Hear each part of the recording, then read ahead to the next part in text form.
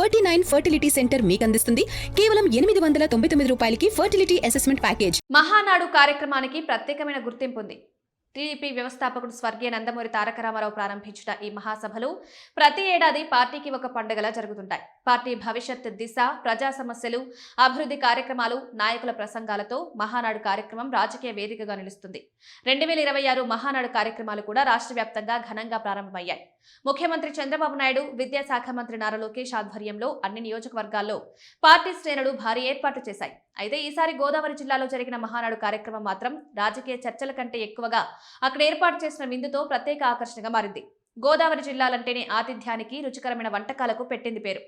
అలాంటి ప్రాంతంలో మహానాడు నిర్వహించడంతో వేలాది మంది టీడీపీ కార్యకర్తలు, అభిమానులకు అద్భుతమైన విందు ఏర్పాటు చేశారు.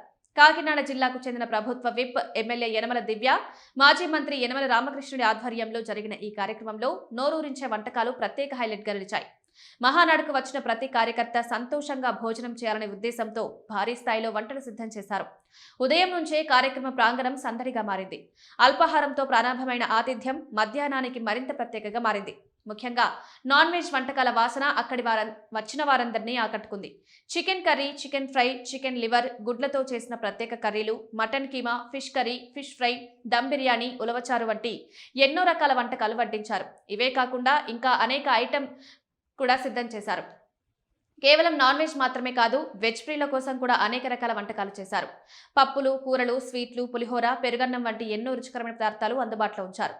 కార్యక్రమం మొత్తం సమయంలో ఫ్రూట్ సలాడ్లు, తాజా పండ్లు, కూల్ డ్రింక్స్, మజ్జిగలను కూడా అందిస్తూ కార్యకర్తలకు ఎలాంటి ఇబ్బంది లేకుండా చూసుకున్నారు. వేసవి వేడి మధ్య ఏర్పాట్లు వచ్చిన వారిని ఎంతో ఆకట్టుకున్నాయి. ప్రత్యేకంగా కాకినాడలో జరిగిన ఈ మహానాడు కార్యక్రమం రాజకీయ సమావేశం కంటే ఒక కుటుంబ వేడుకలా కనిపించిందని పలువురు నేతలు పేర్కొన్నారు. పార్టీ కార్యకర్తలతో కలిసి నాయకులు కూడా సరదాగా మాట్లాడుకుంటూ భోజనం చేయడం అక్కడి మంచి వాతావరణాన్ని తీసుకొచ్చింది. గోదావరి జిల్లాల ఆతిథ్యం అంటే ఇదే అంటూ వచ్చిన వారు ప్రశంసలు కురిపించారు. ఈసారి మహానాడు కార్యక్రమంలో రాజకీయ ప్రసంగాలతో పాటు అక్కడి వసంతమైన విందు కూడా ప్రత్యేక చర్చగా మారింది.